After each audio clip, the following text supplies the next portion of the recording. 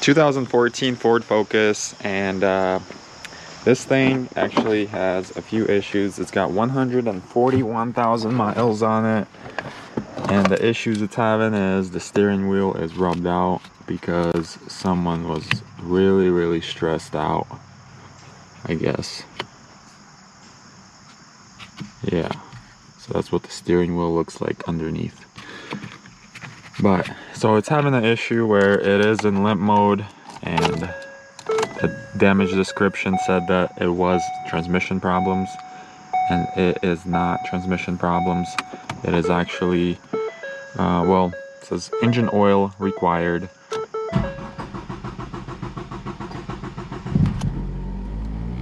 You see the long crank? The long crank tells me that it's an engine problem, not a transmission problem. Because this thing actually runs and drives. I took it down the road. It drives backwards, forwards. I took it on the road. It drives fine. It idles weird. And when it starts, it revs up very high. I'm pretty sure the motor mounts are bad too. It seems like they vibrate too much. But it's got a check engine light. And I'm about to scan it and see what the car wants. So let me hook up a scan tool and we'll find out.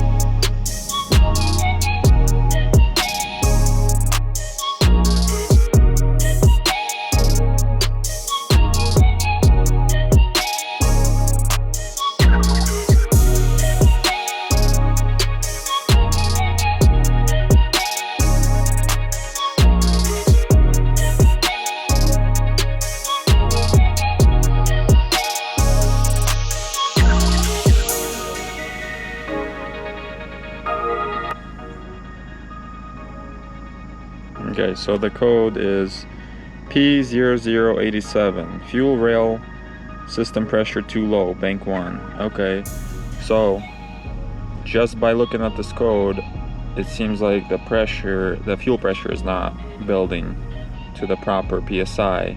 So if I look at the data stream here, I should be able to see what the required PSI needs to be and what I'm actually getting. And there could be multiple things that's wrong.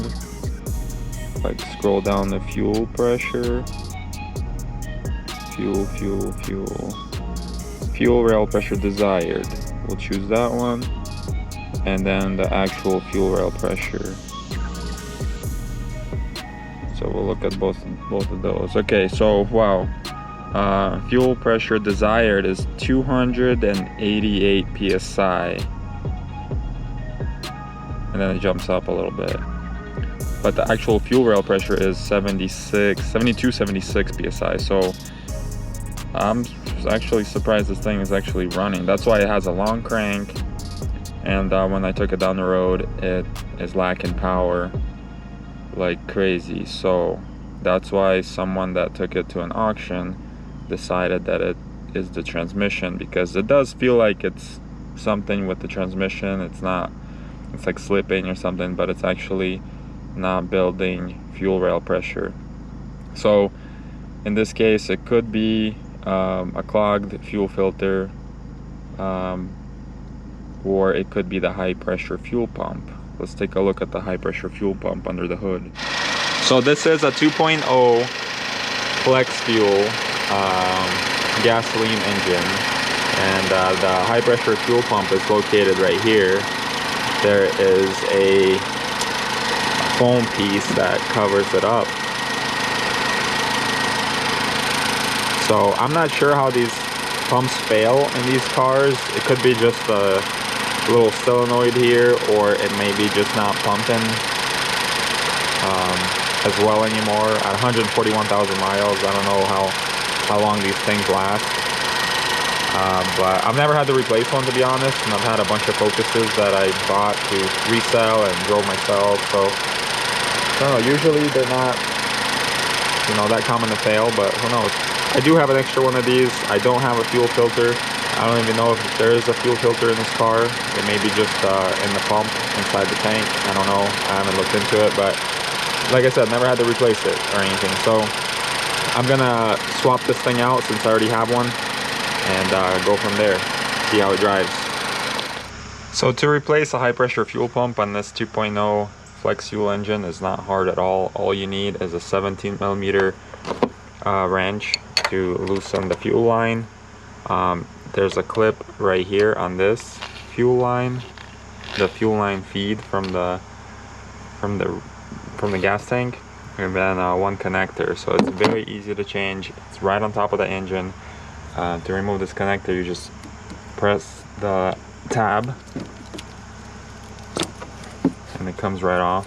You just press on this right here and pull it. And to loosen this, obviously it's lefty loosey, and you know, as you can see, a little bit of fuel sprayed. It's not much, so nothing to worry about. And then this clip, you gotta get it from both sides and pull it back. It releases it, and then you push towards the pump and you press the tab on the other side.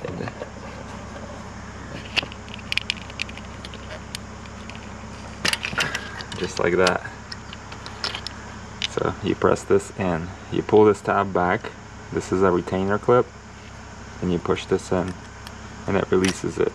Very easy. And at this point, you could remove this 8mm to get this out of the way a little bit, but you don't really need to. I'm not going to. So, and these are 10mm bolts that you remove, and you can reuse. I don't think these pumps are too expensive. If you try to buy a new one, it's probably like 100 to 150 aftermarket. OEM ones I'm sure are pricey, but there's no reason to buy an OEM one. Aftermarket one will work just fine. And now it should just come out. There it goes. As you can see, it's got an O-ring. And just to compare the two, I'm gonna lay them side by side and see. Okay, so this spring is actually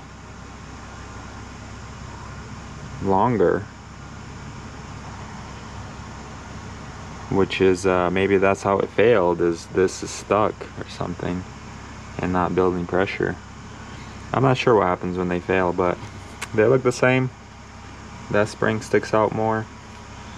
So I'm gonna slap this one in there. The O-ring looks good. I'm gonna slap it in there and try it out and see if that code goes away.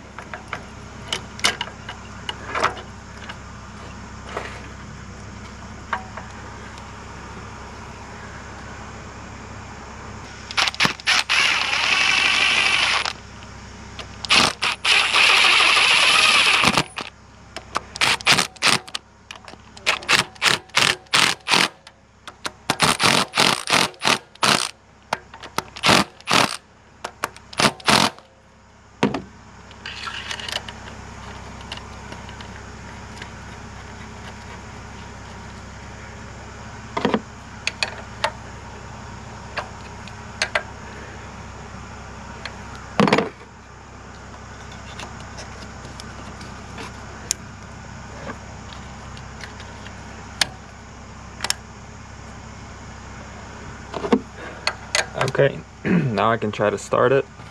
Obviously the first start is going to be a long crank also because there's no fuel in the line. We'll put this aside. That is interesting though, this spring does not come out further. Like that one was sticking out about a 1/2 inch more, and I don't know, oops, just spilled some gas. I don't know, I guess this one's just seized up or something, who knows. But let me try to start it and see what happens.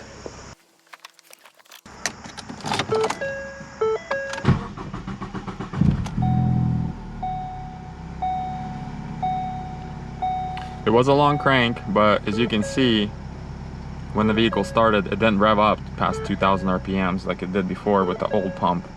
So, and as you can see here, I'm actually getting accurate fuel rail pressure now. So the desired is, you know, 320, 330, 340, and that's what the actual fuel pressure is about 330, 340, 350. It jumps up and down, which is normal.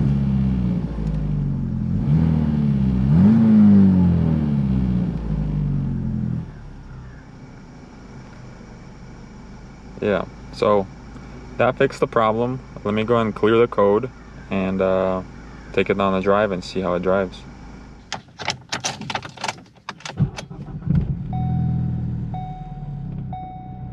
Starts right up.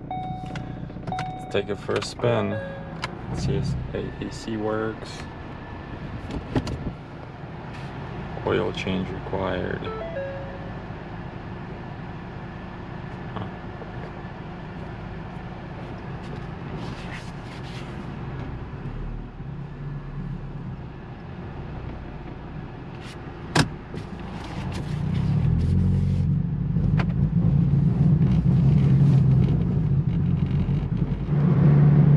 Well, it drives, shifts, no problem. Transmission's good.